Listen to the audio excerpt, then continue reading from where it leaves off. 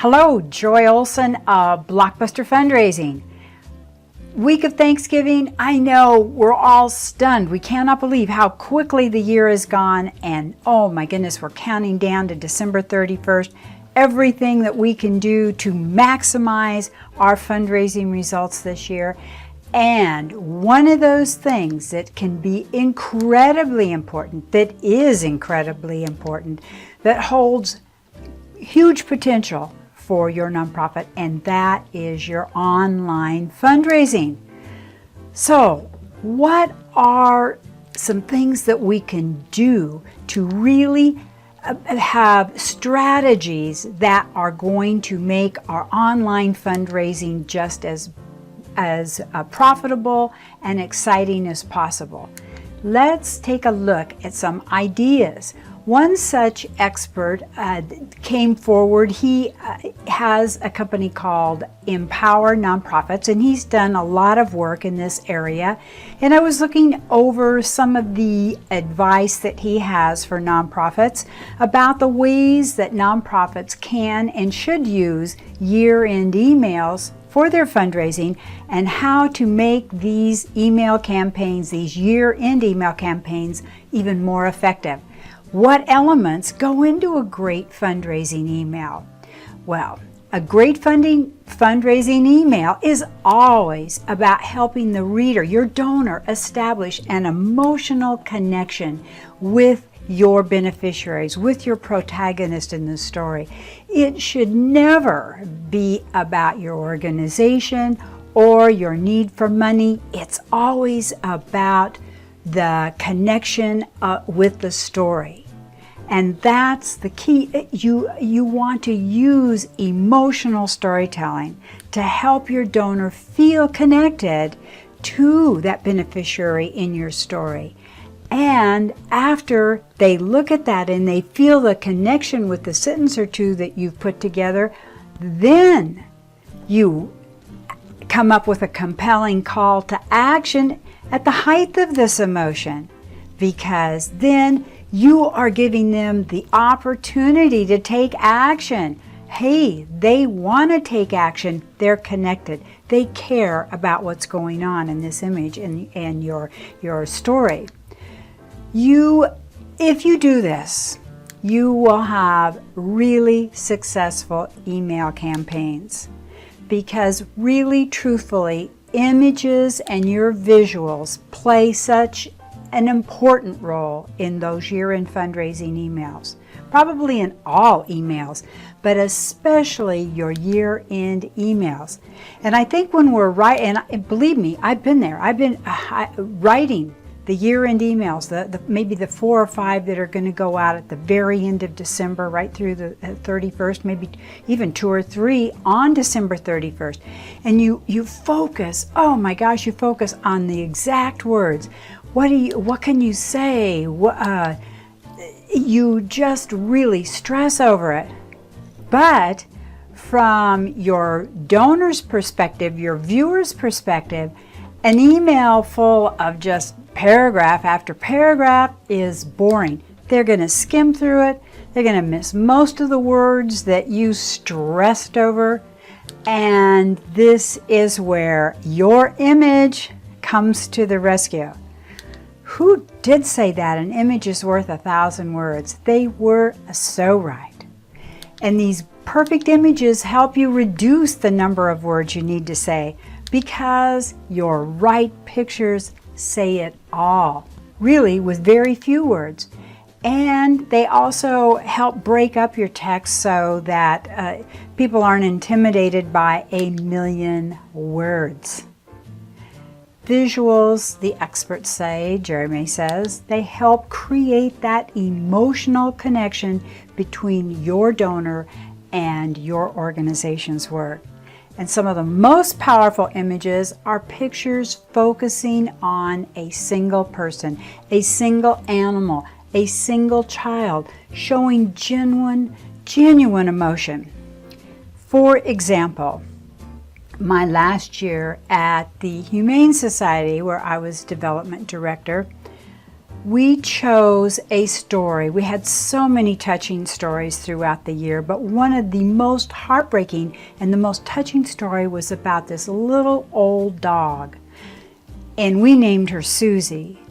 And when the first person got to the office in the morning, someone had tied up Suzy to a chain link fence near our front door. All she had on was her collar and her leash that tied her to the fence. No note, no anything. This poor little old dog, she was shivering, she was scared to death. She had no idea what was going on. Can you imagine the emotion we felt seeing that? And can you imagine how good we felt when we could take Suzy inside and get her warm and take care of her and have her looked over medically and love on her and be with her and eventually find her a very loving home? What a good feeling. That's what you want to involve your donor with. Take the most powerful emotional story, or take a few of those stories that have happened in your organization over the last year and put them together and make this happen. Okay, so now you've got your perfect image. The next thing you're going to stress over, if you're like me, is, oh my gosh, what is the subject line for our fundraising email going to be? How long should it be? Should it be a question? Oh my gosh, I used to agonize over this. Make it exciting. They've got to want to read this email. They're busy. It's the end of the year. Don't junk my email. Read it. Well, normally the experts say it's more important to focus on the content of your email than the content of your email subject line. But at the end of the year, wow, we are all fighting for attention in a very crowded inbox. I am not kidding you. So I think that you should really take a lot of time with your subject line. And there's a lot of research too online. I've got some research if you'd like some on like 450 top proven top subject lines for emails. Really put a lot of thought into it, brainstorm, research, because you really want your donor to open up that email, because that's where the action is. So the best subject lines are certainly attention grabbers. So no matter how you do it, do it. That's what matters. Get their attention. And in fact, the experts say try to do it in many different ways as possible. After all, it's no longer surprising if you keep doing the same thing over and over again and it's successful, that it will continue to be successful. But I think you can always improve. So each and every time you get a little bit better and a little bit better. Main thing about subject lines, you want to keep them short but catchy. Ask a question. I think a question is really good. Or start with a surprising sentence that ends so that they have to open the email to see what in the world you're going to say. That is the trick. Of course, one thing that you want to do for sure is to make sure that the content of your email it certainly follows through on the subject line. It's consistent. And this is why I really do think that what you should do is, of course, is write your content first with your image and then sit there and brainstorm what would be a compelling, exciting, interesting subject line that goes with the image and the story, what you're trying to do. Couple of things you don't want to do in your subject line. Don't say we need money, because people don't give because you need money. They give because they want to take action in support of your story. They want to help. You've presented them with a situation that you need their help. So it's not about you, it's not about your needs, it is about connecting your donor to the beneficiary of your story, the image. Now don't put in too many pictures, because too many pictures can make an email look cluttered, and you really want, I think, just one picture. You want one picture that just emotes emotion. And you can see into the eyes. Like if it's an animal, you can just see, if it's a pathetic little animal, the sad eyes. Of course, now you're going to have to decide, do you want a sad image or a happy image? But the main thing you want to remember about these emails, and then you decide about the image, is that you don't want to make your donor feel like everything is perfect. We had this problem and we managed to take care of it. Isn't it wonderful? You really want to make them feel that without their help right now, that you're not going to be able to help this sweet little pet, that they are going to be the hero. They're the ones that are going to make it possible with their gift for you to help this sweet pet. All right, so we've got the image. Now the emails, the length of the email. Well, the experts say don't write 2,000 words. And I think we all know the emails really need to be short. They need to be short paragraphs, space between the paragraphs to go along with this beautiful image. A call to action and a donate up high. You just don't want to write a story. And speaking of that, if you do want to write a story, then consider a series, like a film, like a feature film. You can do one, like say 4 parts, one each of 4 consecutive days. And then all of a sudden, your donors are excited to find out what happens the next day and the next. But just make sure that every email that you send out has one clear message and one clear call to action. You don't try to do everything in one email. Instead, send more emails. But don't try to do it all in just one email. And don't give your donors options. Don't in your final emails of December, don't include your links to your Facebook, your Twitter, your YouTube, your website, blah, blah, blah, blah. Just give your donors the donate option, because you want to give them that one clear, compelling, emotional message that is directly tied to one call of action, and that is donate now. And you'll be amazed, the experts say, at what this does for your response rates. Okay? You keep them focused on helping right now, because that's what it's going to take. The year-end fundraising is so important, and we do send out a lot more mail. I mean, we're frequent with our mail at year end, because this is what works at year end. You want to remind your donors that you're there.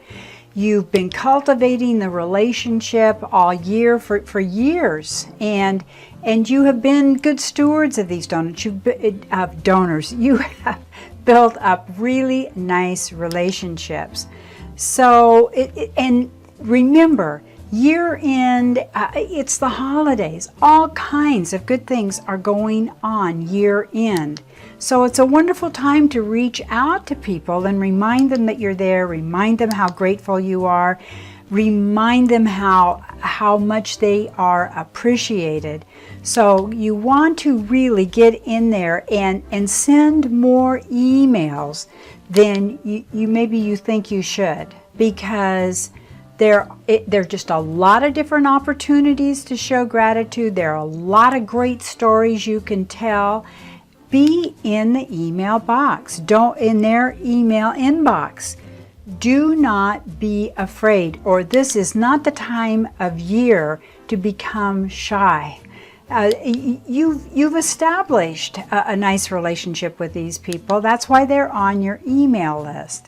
So send emails in bursts. The experts agree on that. They get used to it. And here's the deal. If you send me an email that I absolutely love with a story and an image that I so relate to, number one, I can hardly wait to hear from you again. So, oh my gosh, another story about something else that we've done together. I'm probably going to share this with somebody else that's really interested in a cause like this. So it's really worth taking a lot of time and effort to make your email techniques really work for you.